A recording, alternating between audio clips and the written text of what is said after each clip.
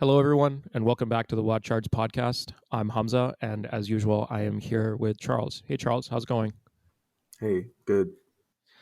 Today, we are going to be talking about the Rolex Certified Pre-Owned program. If you have been living under a rock and this is the first time you are hearing about it, Rolex has just announced an official certified pre-owned program. So, in this episode, we will be diving into a bunch of questions that we have collected from readers and listeners on and viewers on YouTube and on Instagram, and we'll be running through several of those questions, asking some of our own, and then if we have time in the end, maybe go down a couple of tangents.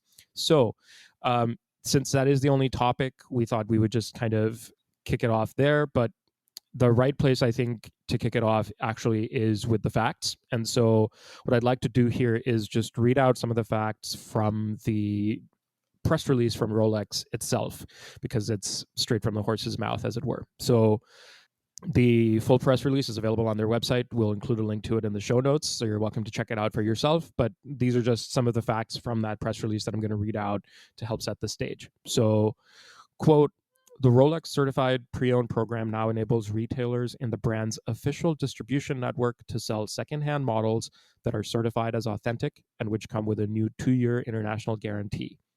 Rolex certified pre-owned watches will initially be available at Boucherer boutiques in 6 countries: Switzerland, Austria, Germany, France, Denmark, and the UK, from the start of December 2022. Other official Rolex retailers who choose to be part of this program will be able to do so from spring 2023. In concrete terms, the Rolex certified pre-owned program attests the authenticity of secondhand Rolex watches that are at least 3 years old at their time of resale by an official retailer displaying the special Rolex certified pre-owned plaque. Rolex watches, new or secondhand, should only be bought from official Rolex retailers who are authorized to sell and care for Rolex watches. Thanks to their skills and technical expertise, the retailers ensure the continued smooth functioning of each timepiece over the years. Only the official Rolex network is able to provide these guarantees. End quote. So I think that encapsulates a lot of the facts around what the program is and what we know about it. And of course, I think the general consensus at this point is that it has raised more questions than it has provided answers.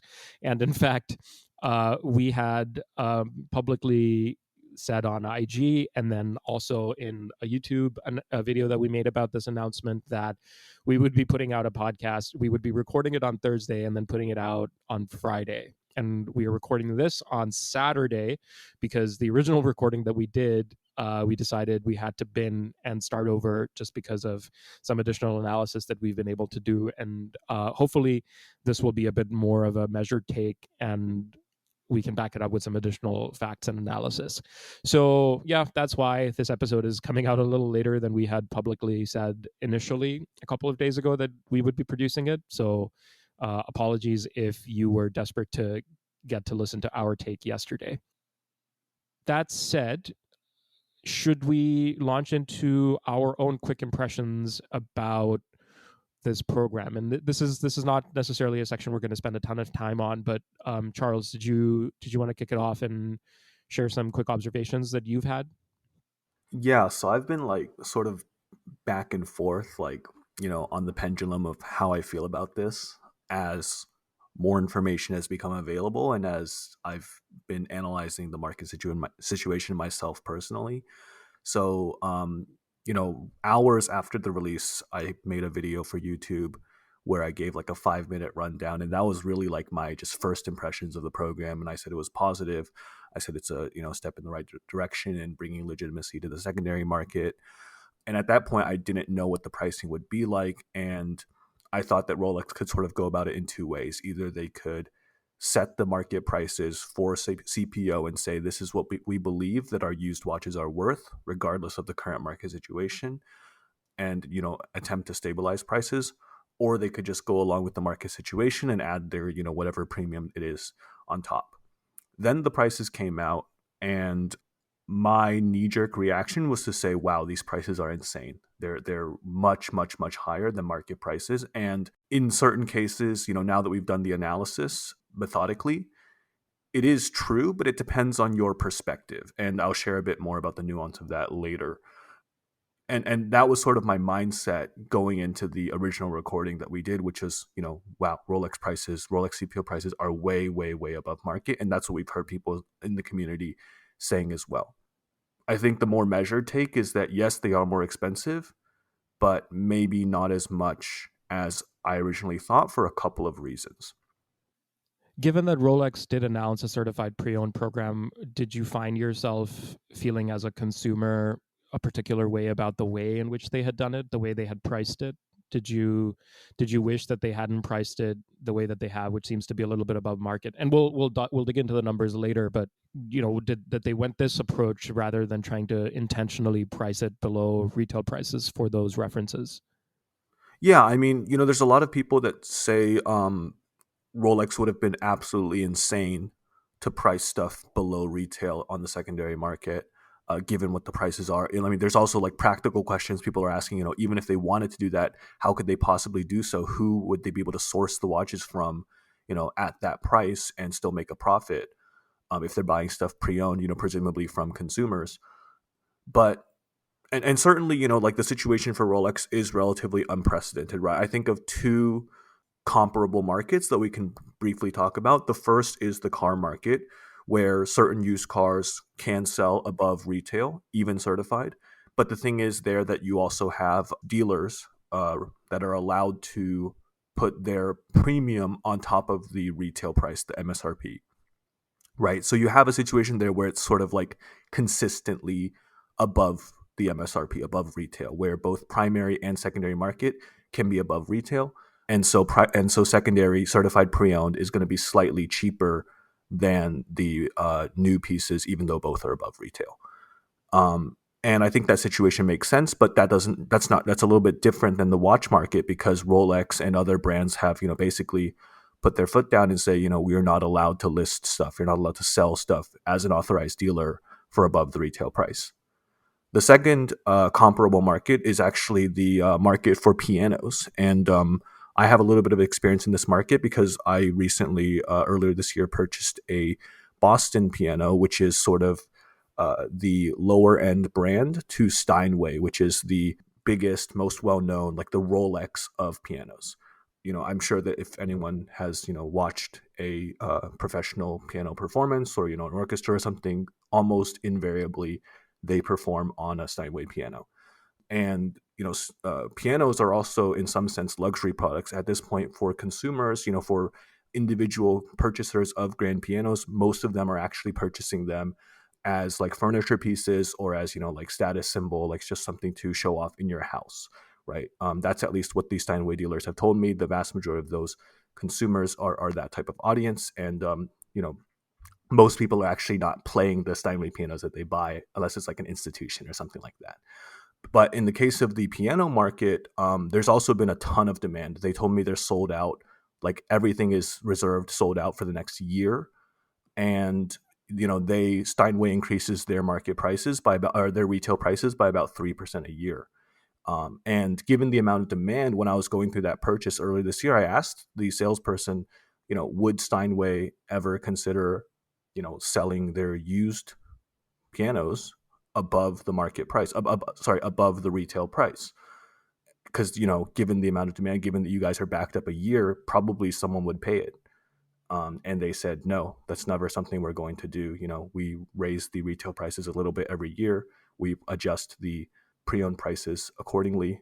So, there is some precedent for this in, albeit a much smaller market, but still from a brand that is like seen as, that same level of prestige in that market as Rolex is to watches. So, given all that, I think it's possible that Rolex could have tried to say, let's stabilize prices, let's list stuff, let's sell used watches maybe slightly below retail or something like that. And I think that they would have some capability in sourcing pieces at those prices because of just the scale of the business that Rolex does. And we have to keep in mind that the average Rolex consumer is not an enthusiast, is not someone who's a collector, who's super knowledgeable and super tuned in about pricing. I think that if Rolex wanted to, they could certainly just tell customers, there is a trade-in program and give them a price, and some set of that customers would just take the price that Rolex offers no matter what it is, because they think this is a, certified, this is an official way to do a trade-in, and it's smooth, it's easy. I don't have to deal with any third party. I'm paying for the convenience. I don't really care that I'm getting top dollar for my pieces. As enthusiasts, I think we have this tendency to want to try and maximize value on every single purchase we make. So we're always after, the best price that we can get at retail for something that we're trying to buy, or, you want to haggle, or, different people have different levels of sort of interest in that side of things. But people who are not enthusiasts and who are not having to consider purchases for multiple watches, which is in fact, like you said, most of the people who are going to buy watches from Rolex are buying them through ADs in the first place because that's where you buy them. And so you build up a relationship with these people. And then, this isn't yet another way for you to kind of keep, rotating traffic through the door, because you come back and you sell something to them, and then that's another part of the thing that I think there's a question later on where we'll talk about the trade-in program. But you bring back something old and then you buy something new, and you don't really want to have to think about dealing with anyone except for your AD and your sales rep at that AD, if you're only thinking about watches for like 2 hours a year when you go into the store to see if you're interested in replacing what's already on your wrist, right?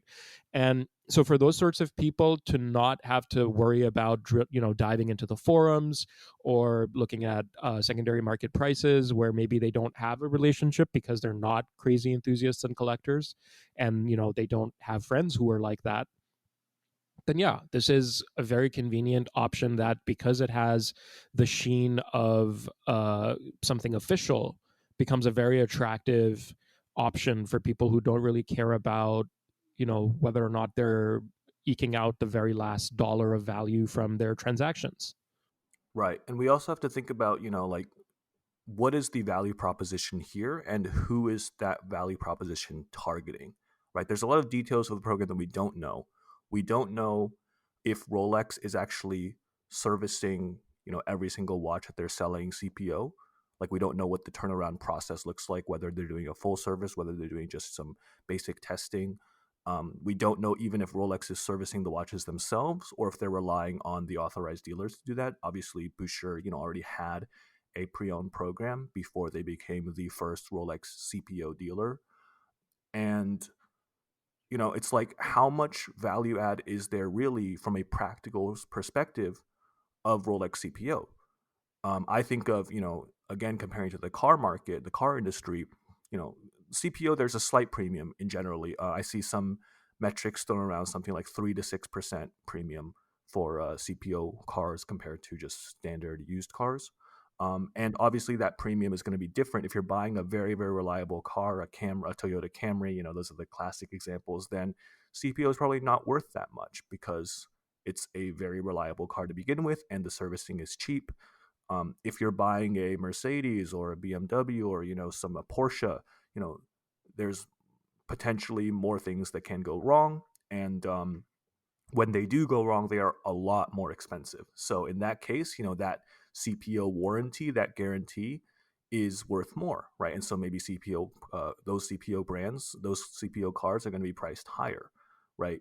I think that in the watch world, Rolex is really bulletproof in terms of its reputation for quality and consistency. I think they do it, at the scale that they do it at, better, way better than any other brand. I think that it's questionable, like, how much practical true value are you getting when you purchase Rolex CPO?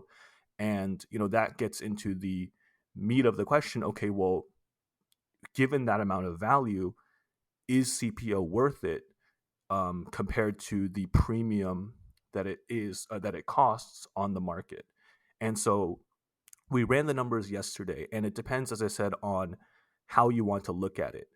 And if you compare it to like private party pricing, particularly like in America, where a lot of our audience is, where we are ourselves, the prices are, in some cases extremely, astronomical. As I said, like, that was my sort of knee jerk reaction. For example, there's a Rolex Batman 116710 BLNR. listed on the Butcher site for 21,000 Swiss francs, which is about 22,500 US dollars. We've seen private sales listings for that watch as cheap as like $14,500, right? But obviously, the markup is a little bit different for each model, for each collection, and so we actually built a tool to track the pricing difference between the market price and the Rolex CPO price. And if you were to look at it from a private sales perspective, globally, Rolex CPO is about like 27% more expensive across the board, is what we're saying. But that isn't necessarily the fairest comparison because, again, if you think about who Rolex CPO is made for, it's unlikely that those people are cross shopping private sales, right? So when you think about the comparable entities that someone who's interested in a Rolex CPO might otherwise buy from, well, right now they're definitely buying from someone in Europe because the CPO program is only available in 6 European countries. And they're probably also going to be looking to buy from a reputable dealer in Europe, just not one that's Rolex certified.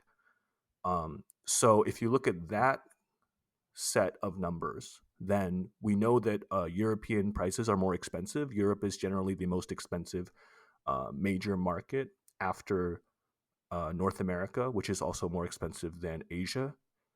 And obviously, on average, dealer prices are going to be higher than private party prices.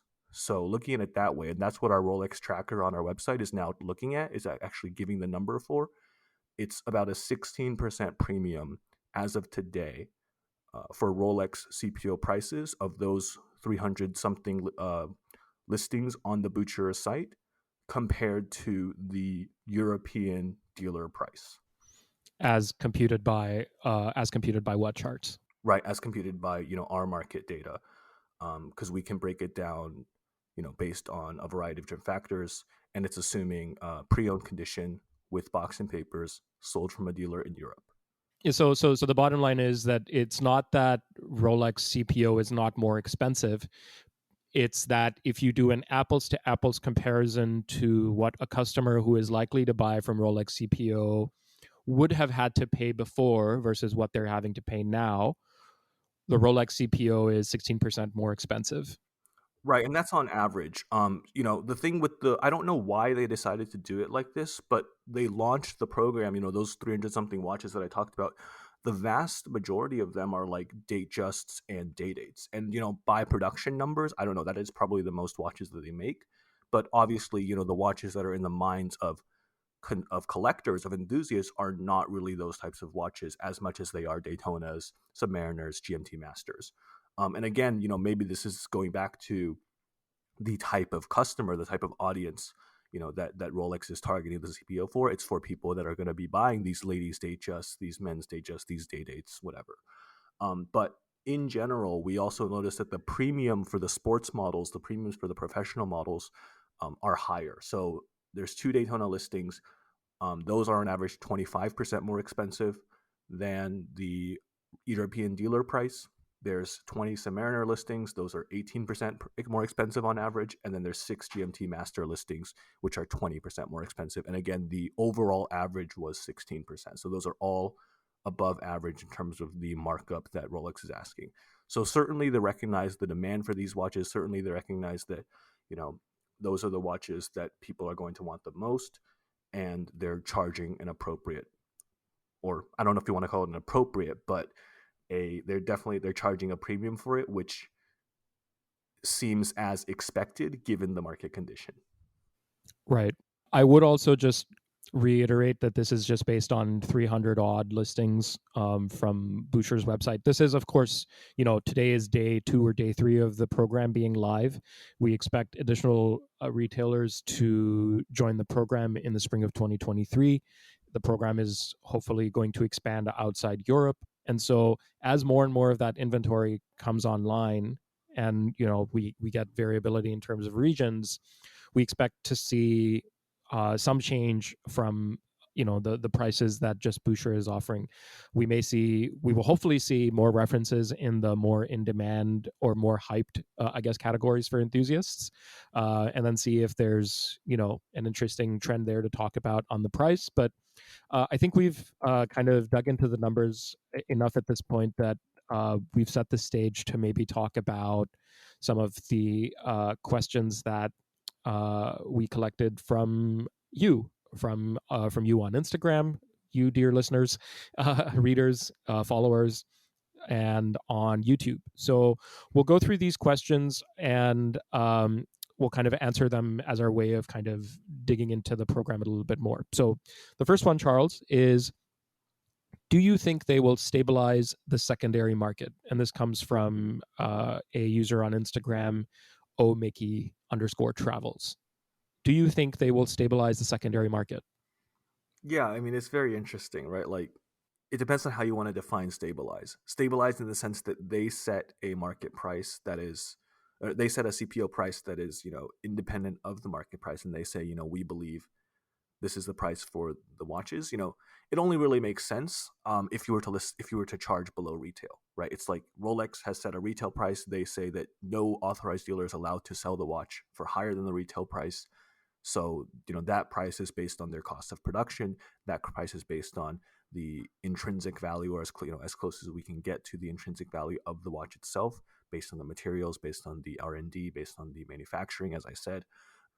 And it's like they should be, if they wanted to do it that way, then they should be consistent with that, right? And they would say, okay, well, we value the new watch at this much, and we value the pre-owned watch at slightly less than that much due to wear and tear, right? So you can think of it that way in terms of stabilizing the secondary market.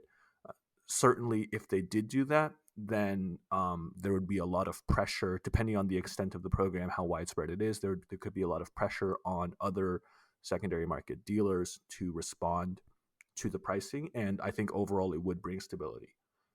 Rolex has not done that. Does that mean they're not stabilizing the secondary market? I think it remains to be seen. Right now, they're listing stuff, a decent amount above the market price in a market downturn. I think we need to look at it from a longer term perspective. Like, if we see another insane market bubble, or if we see prices continue to drop, how will Rolex respond to pricing? We don't know how often they're going to be updating prices, for example. Right. But for me, the interesting question that this brings up, or the interesting point that this brings up, is that Rolex has essentially created a new product category. So previously you could buy new watches or pre-owned watches, and now you can buy new watches from an AD as before, pre-owned watches from a dealer, from your friend, from eBay, from a forum, whatever. And now you can buy this third new thing, which is Rolex certified pre-owned. And that's got its own sort of pricing level. And so, how often do they update those prices? How attached do they remain in the long term to market prices or not? Like, these are all questions to which I think we will only find the answers with time. How much do customers value paying that premium? And does Rolex have to over time adjust the premium because they find people are not willing to pay an additional 15%? Yeah, that's the sort of thing that it brings up to me. I think in the long term, a stabilizing effect might be if Rolex can back up ADs to be able to hold on to inventory for longer in downturns, for example. That's an unknown. If Rolex would help out with ADs, if, let's say, if this program had been live 6 months ago and all of a sudden prices started cratering, would Rolex have backstopped ADs and said, okay, like we recognize like this is maybe causing a liquidity crunch for you because you can't move inventory, but you're not going to cut prices, and we'll make up for it some other way for you financially? Like, just unclear. Right. Right. The next question is from the Refinery Co. on IG. Where are they going to get inventory from? And I touched on this a little bit, but my guess is that they're going to be buying the inventory from people who walk into Rolex boutiques and Rolex. I guess they don't technically have boutiques, but Rolex authorized dealers. And again, I think most, maybe not most, but a lot of these people are not enthusiasts, they're not collectors. They think of a watch as like a car. It's some part of their everyday set of things that they use. They might get a new watch once every 5 to 10 years, and they buy a Rolex because that's the only luxury watch brand that they know and that they have any respect for. And they're just, it's not watches are not a priority in their life, and they go into the AD and they say, I want a new Rolex, and assuming they have one available, they say, okay, great, like, can I trade in my old one, or would you like to trade in your old one? And they are given a trade-in value. There's not really an explanation on how this value was derived or whether it is consistent with the market, but this person is not really paying attention to that. They're not trying to maximize, as we said, every dollar. They just want the convenience. They don't want to deal with a third party, and so they accept the trade-in value for whatever it is. And Rolex takes that watch and lists it as CPO, or rather the AD. Yeah. Selling pre-owned Rolex as a business is not new to Boucher. They've been doing it and doing it for other brands as well for a while. The only thing that they've done now is added the certified sort of word to the pre-owned thing, right? And it had Rolex's name on it. So like a lot of these ADs that are likely to be stocking Rolex CPO likely already have large functioning pre-owned businesses that they already have some mechanism by which they are generating inventory for. Right. That's definitely going to be like, I think, because the program is going to roll out relatively slowly. And, right now, there's also this question of like, how much impact will it have on prices? And we'll get more into that. But it all depends on like the extent of CPO inventories that's actually out there. Right now, it's 400 listings in the world, as far as we know, because that's what's public on on the Boucher CPO site. Like, that's a drop in the bucket. It's not going to make any meaningful difference on prices, especially when the vast majority of those are like date just, ladies' pieces, day dates, whatever. Yeah. Um, Okay, let's move on to the next question. This is also from Instagram from somebody called tacky.be. How far back in time will they dare to venture? And will they continue to refurbish, delete beautiful patina? My impression is that this is a program for modern watches. It's a program for watches between 3 and 15, 20 years old, maybe. So watches after the 2000s. Again, we don't know how exactly the program is run. We don't know how much responsibility, what is the extent of Rolex's involvement.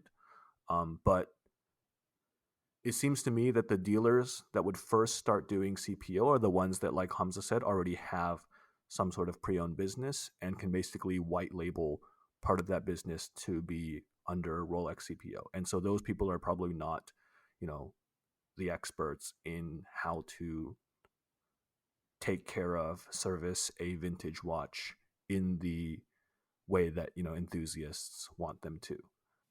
So, the personal anecdote that I can offer on this is my experience taking a Rolex Datejust from 1986 in for service at a Rolex service center.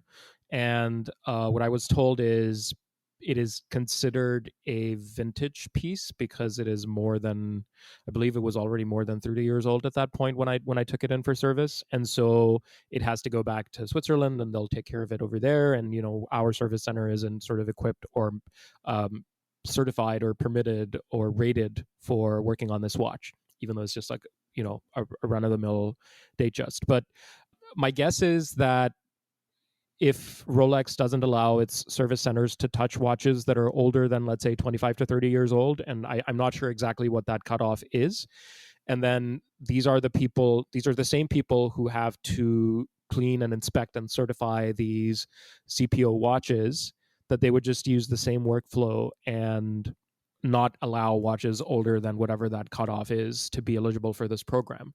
So it could be 20, 25, 30. I'm not sure exactly what that cutoff is, but from a practical standpoint, I think just the people who are going to have to be doing the CPO intake and actually producing inventory, that process is not going to look any different from what was already in place.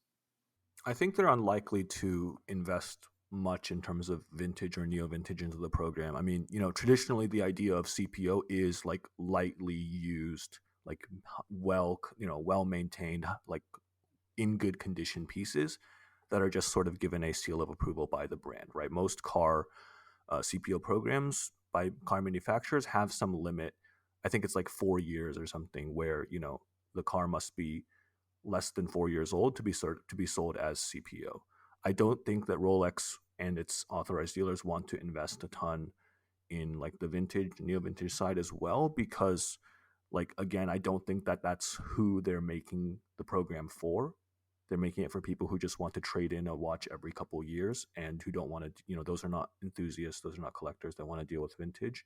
And it's just going to be difficult to have those watches like sitting in Rolex storefronts and, however much, I don't know what they're going to price them at if they do it, but I wouldn't be surprised if, yeah, those watches, they don't even take in as CPO. The next question is from Landon Nuris on IG. We have some from YouTube as well. We should probably switch a bit between them. But he asks, they ask, will it be possible to purchase online?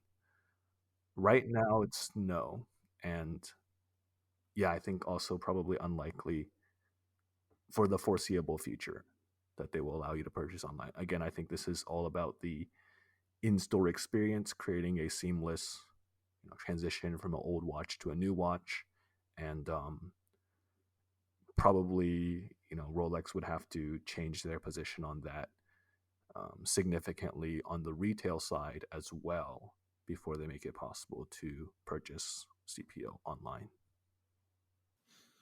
Okay, next question. What's the impact going to be on pre-owned prices? This comes from BDK22 on IG. Yeah, so this is a little bit similar to the question about will they stabilize the secondary market. The impact on pre-owned prices, I think, is right now is probably not much, if any, because again, it's only 400 watches. It's only less than 50 combined, like Submariners, GMT Masters, Daytonas. That is the bulk of the Rolex pre-owned market. Datejusts are big as well, but like the men's 41 millimeters Datejusts, they have a lot of ladies pieces in the CPO catalog. To put the 400 number, and it's actually not even 400, it's 300 something listings on Boucher. To put that number in perspective, if you go to Watch Charts and check on the watches for sale tab, the number of active listings from the last year that you can buy today, from forums, there are 15,000 listings for Rolex watches.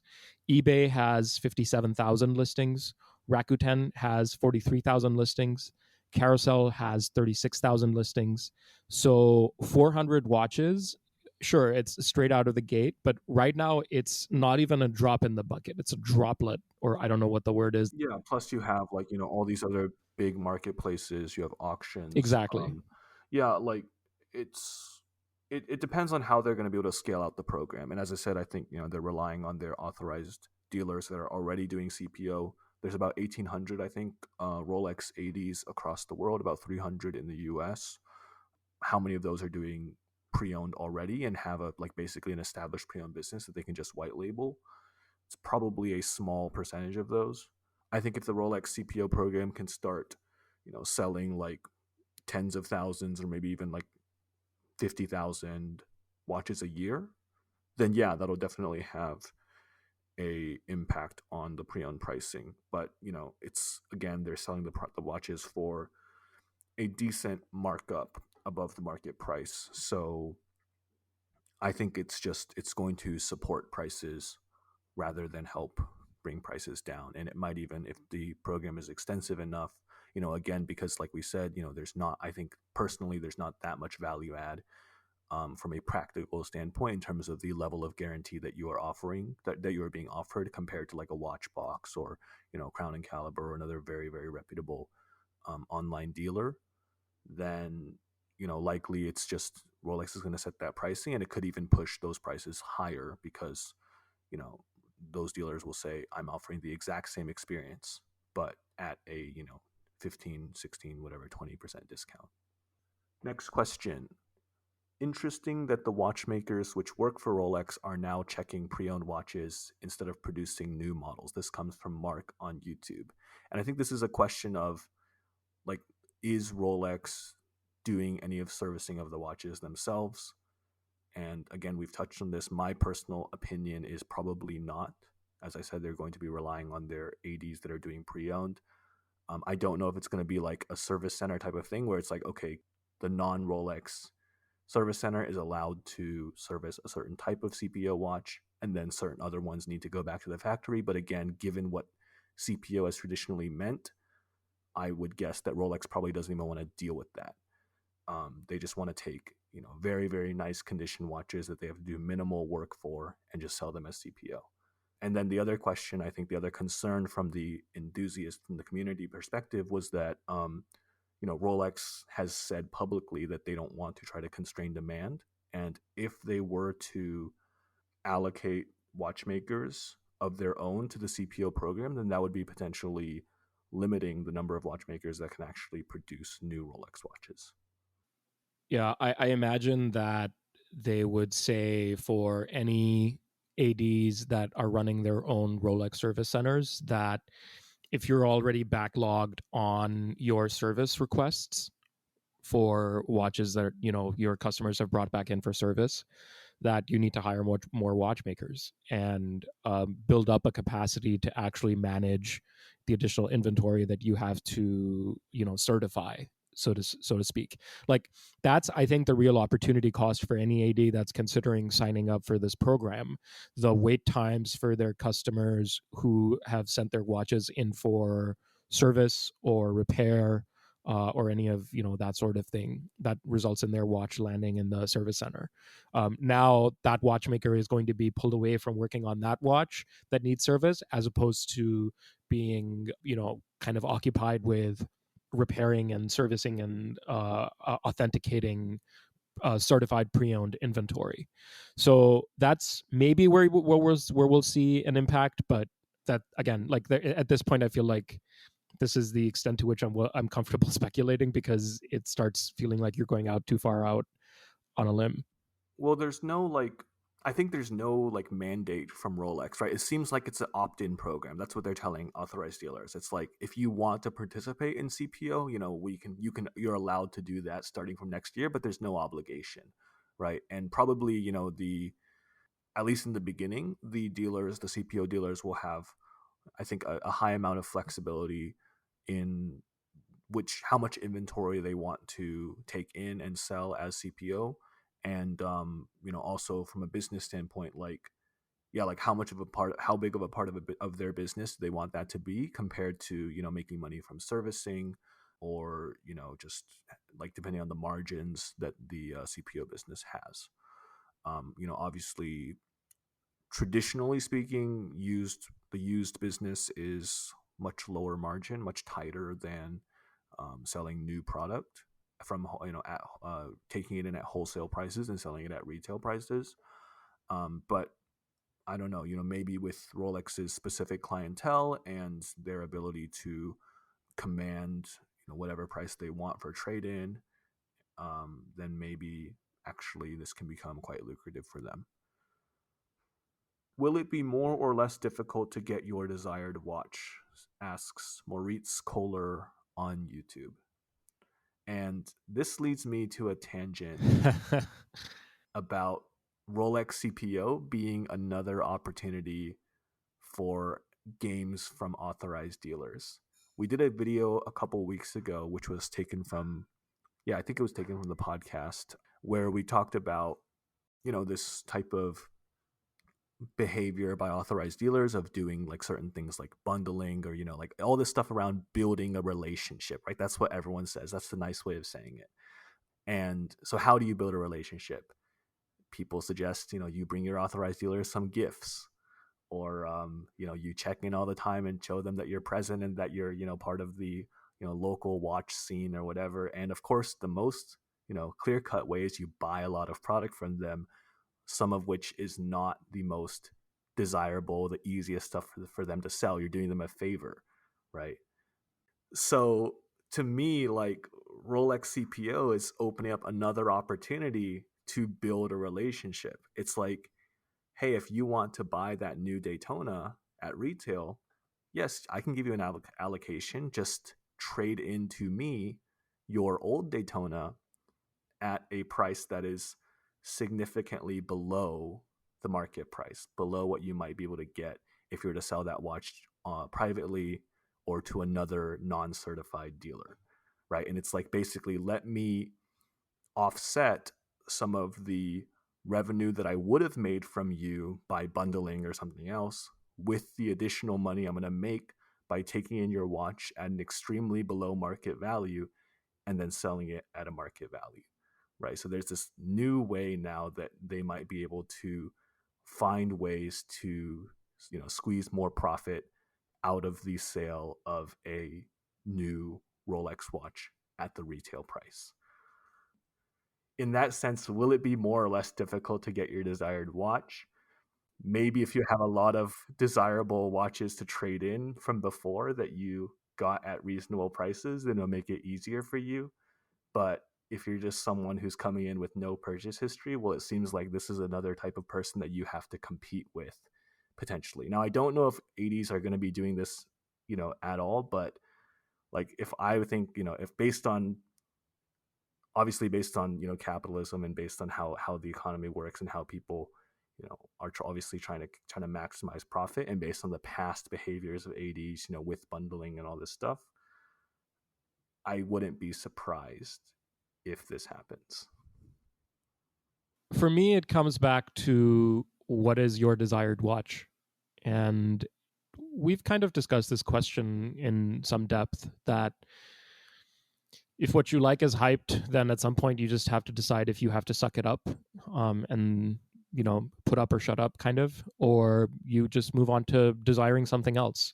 None of these things, like watches, don't matter, right? Like, uh, if you like something and it was previously difficult to get, the arrival of this program is unlikely to make it any easier or any harder in the short term for you to be able to get that watch. Well, I think it could make it harder because there's another source of competition. You're not just competing with the big spenders at retail, you're also competing with the big trading inners, you know. Sure, sure, but those are dynamics that will sort of come into view once more inventory is available and we start seeing people participate in the program, right? I think beyond that, it's too early to tell. The next question that we should tackle is back from IG again. This is from Pat Gons. How will they price the pre-owned watches? Do you think Charles Rolex has any say on how these things get priced?